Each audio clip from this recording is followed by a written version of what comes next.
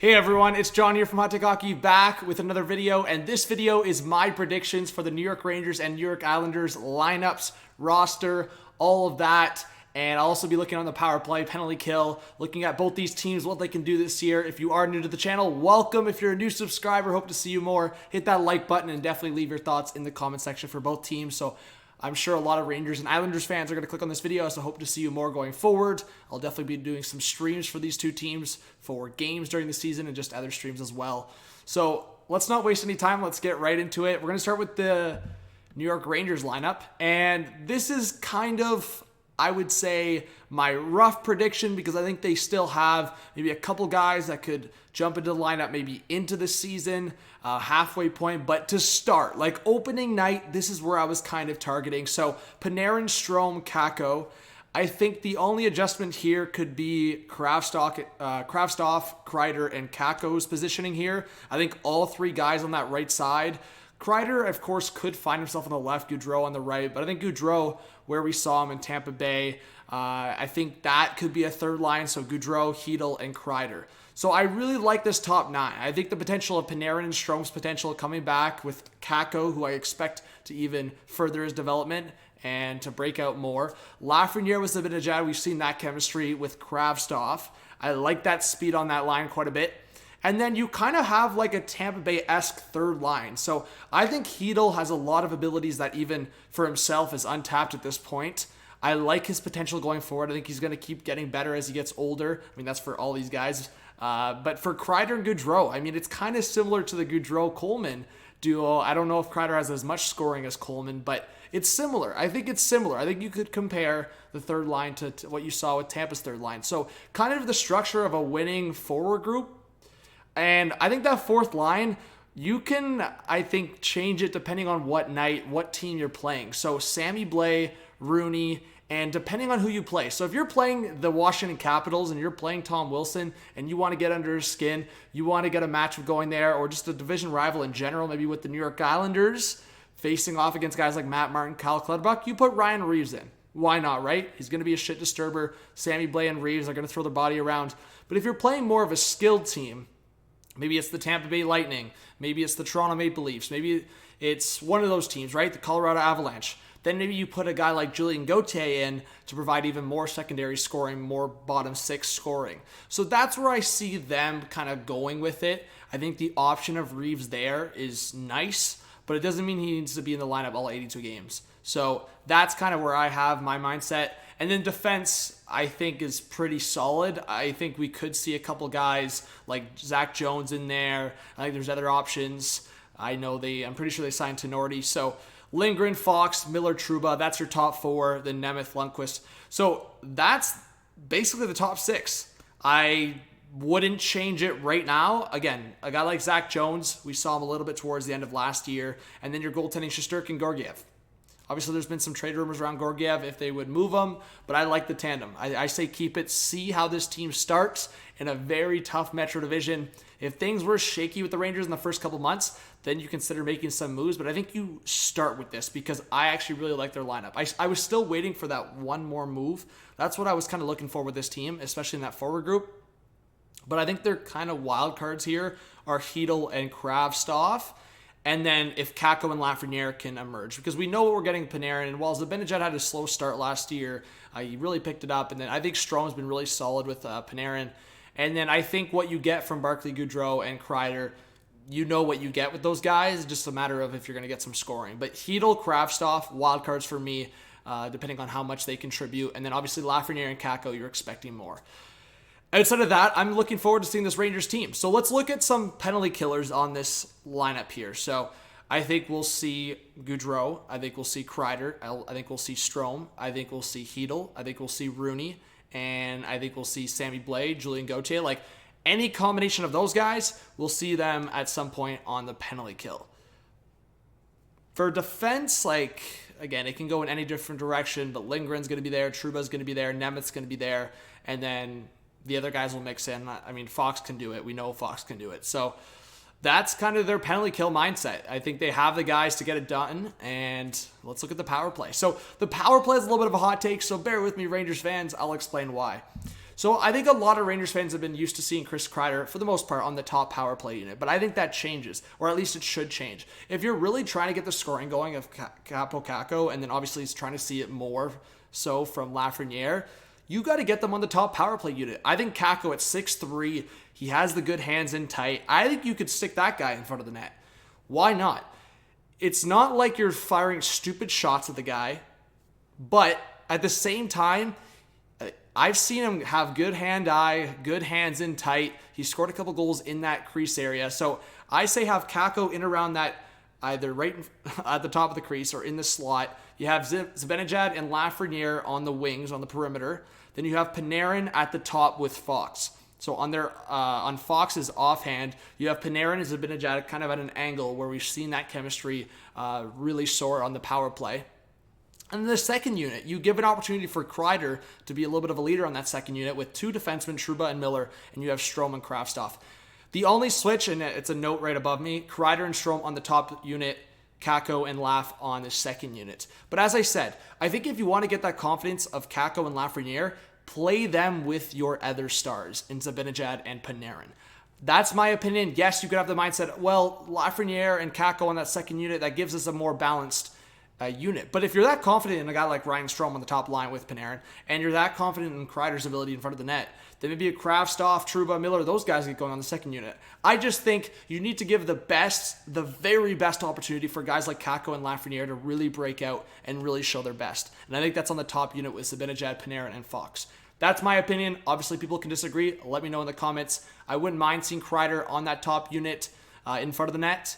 And I kind of made my fantasy video. If Kreider's on the top power play unit and in the top 6, he's a good get in fantasy. But if he finds himself on the second unit and on the third line, might not be as much. So let's now look at the New York Islanders lineup. So I was about to say the New York lineup. We're doing two New York lineups here. So I did the Rangers here. Let me know your thoughts. I'll definitely answer some comments in the comment section if you guys have any other sections or any other topics around the Rangers that you want me to discuss.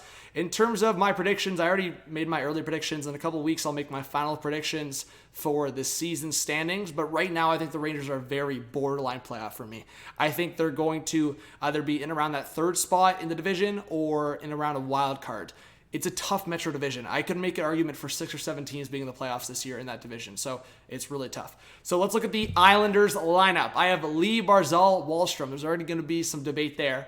Beauvillier, Nelson, Bailey, you run that line back. And then you have the Triple P line. I think this line could be so much fun to watch. You have Parise with Pajot and Palmieri. I think you can't go wrong with Palmieri with Pajot or Barzal. We saw chemistry on both sides. So the reason why I have Palmieri with Pajot is more of what I just said with the Rangers, with what I've said with Tampa. You kind of have that third really solid, defensive, reliable two-way line. Pajot, reliable. Palmieri, reliable. Parise, reliable at that side of things. So you have the Triple P line, and I think Wahlstrom with Barzal, you kind of have the playmaker and speed in Barzal. You have the shooter, the scorer in Wahlstrom, and you have the net front presence driving the net in Anders Lee. I think that's the perfect combination of a top line. You run that second line back of Bo, Nelson, and Bailey, what's been so successful, and then the third line of the Triple Ps. And then you have your classic identity fourth line of Martin, Zizekas, Clutterbuck. And then you have Richard Panik, who you could plug in anywhere, man. Guy's versatile. He could be plugged in on that third line. And the big question for me is Bellows. I mean, I've been saying this guy deserves an opportunity in this lineup. And it's just a matter of time where, is it Hosang Part 2? Like, what's going on here, right? We know there's been some issues with Bellows, and they took him out of the bubble, and there was just, like, issues there. So I think, I think it was like he took some kind of meds or something, right? But anyways, I'm not going to get into that. I just think you either give him an opportunity this year, and obviously there's going to be injuries. There's going to be times where a guy needs a rest. Like, you give him the opportunity or you trade him. So we'll see what happens with Bellows. I think a lot of Islanders fans are ready to move on if they can get something back in any sense. But I like the lineup, man. I mean, we've always talked about the Islanders not being a scoring team, not being an exciting team up front. And not necessarily I've said that, but just in general, I don't think they've been kind of that star power heavy offensive team. But now with Wahlstrom in the pitcher consistently, hopefully he gets a consistent role, Anders Lee healthy, and you have Palmieri, Parise there in that top 9. This is a good offense. This is a team that I think right now on paper should compete for the top of the Metro Division. I really believe that. I think they're right up there. Kind of indifferent to the Rangers. They have question marks, right? I don't think the Islanders have that many question marks. Yes, Wahlstrom, what can he do in a full season? What's Anders Lee's health looking like? I think he's healthy. He was like close to being ready towards the end of the playoffs. And then we know what you're getting with Pajot and Palmieri on the third line, and Parise with a fresh start. Like, this is a solidified forward group. And then defense. That's the only question mark. I would say like your third, fourth defenseman, there's a question mark there because Pelech Pulock, we know how solid that is. Sebastian Aho. This Aho, on defense, he's getting to his mid-20s. He had a really good couple years in the AHL. He's found himself some NHL time. Now is his time to get consistent NHL time. I think you could give an opportunity to Hickey to see what's up, but I think they still could trade Hickey. I don't even have Komarov in here. I actually forgot about Komarov. Like right now, I was going to talk about him. I think they potentially move Komarov, even though I know Lou and Barry Trotz love him, but throw Komarov in there as well. I should have mentioned him. But I just don't see Komarov. I just don't know. Barry Trotz, man, you never know. But I just think Wahlstrom and Parise are the better options over Komarov. It's always been a comment about Komarov penalty kill, Komarov this, Komarov that. But you have enough penalty killers. You have Parise now who can be on the penalty kill. Pajot, Palmieri, like Bailey can be on the penalty kill. He always has. Zizekas on the penalty kill. Clutterbuck on the penalty kill. Nelson can even be on the penalty kill. So it's like you have all these guys that can be on the penalty kill. You do not need Komarov in this lineup. I love Uncle Leo, but you just don't. So that was the only other guy I was going to mention, Komarov and Hickey. I just think you need to move those guys. Try to move them. It's just a cap you don't need, and it gives you some cap flexibility to even bring in a guy at the deadline. So that's my mindset on it. That's why I just didn't have Hickey and Komarov in here. But then I forgot to mention Komarov. So Aho, Mayfield, like that's a solid second pair. But again, you're hoping for a lot from Aho to jump right in. But that's where you balance the lines here, right? You know the offense and the potential of Noah Dobson, and he's with the veteran Andy Green. So I don't think the defense is amazing. I will say, and this might make Islanders fans salty, but I think it was just a mistake on Lou's part. Lou's done such an amazing job over the last couple of years as GM, but the one mistake he's made is the Devon Toews trade. It would be such a nice defense group right now. And again, I'm sorry for saying it. I'm just putting in perspective. If you had Pelech Pulock, Devon Toews, Mayfield, Green, Dobson, or even Aho Dobson. Like, the reason obviously was because of the salary cap, but at that time they should have tried even harder to trade Leddy and keep Devon Toews. And then they could have had Devon Toews here and traded Komarov or Hickey. Yes, they would have had to attach a pick, but they did with Andrew Ladd. So clearly anything's possible. So that's just my mindset, but I still like their defense. I don't think it's anything amazing, but if Aho can step up and Dobson can continue to develop, I like it. And then Varlamov, Sorokin, one of the better duos in the league. I love it. Varlamov showed even last year, in the last couple of years, that he's great. He can be a top 10 goalie in this league. At some points, show as a top 5.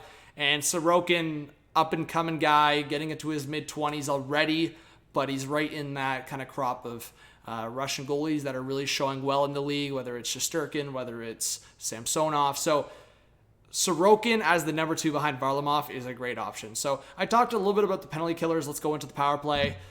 Lee in front with Palmieri and Beauvillier on their offhands. Dobson at the top with Barzal. This is what I think you run with. The only change I would maybe make is Pajot in there somewhere. But the problem is, I think, like, you have Beauvillier with Barzal and then you have Palmieri there. I think if you put Palmieri on the second unit, a little bit lost chemistry, I would say, is there, because I think Palmieri's chemistry with Barzal has been shown really well, and I think Bo's chemistry has been shown really well with Barzal in the power play as well. So I could see Pajot on that top unit he has in the past, but I like the second unit a lot as well. I think you have Pajot and Nelson and shit disturb a little bit down low, and then you have Wahlstrom with that big shot, Josh Bailey with the playmaking abilities, and then that big shot from Pulock from the point. So I like these two units. They're balanced enough, but it shows that your top unit is strong enough. You have your number 1 guy in Barzal. Dobson's showing really well, and he's going to keep getting better, and he needs to be shown that kind of path to the number 1 power play unit. And then Palmieri and Bo, the chemistry with Barzal, and then you get your guy back, Anders Lee, Capitan, back in front of the net. And obviously he's one of the best in front, whether it's a screen, tip, driving to the net. So I really like the power plays for the Islanders. It's been kind of I don't want to say a negative thing, but Islanders fans probably will say it's been a negative thing at points. It's been a struggle for for the Isles to really get going on the power play. We saw that in the playoffs a little bit.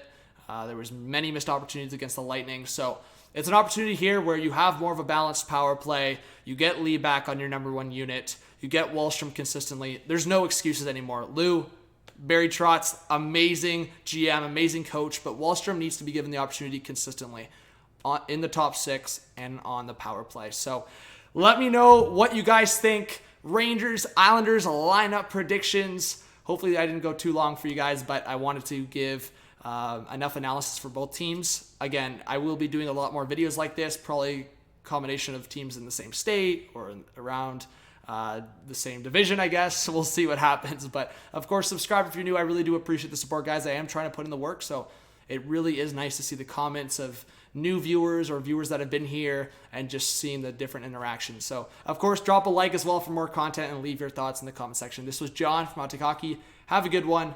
Peace out.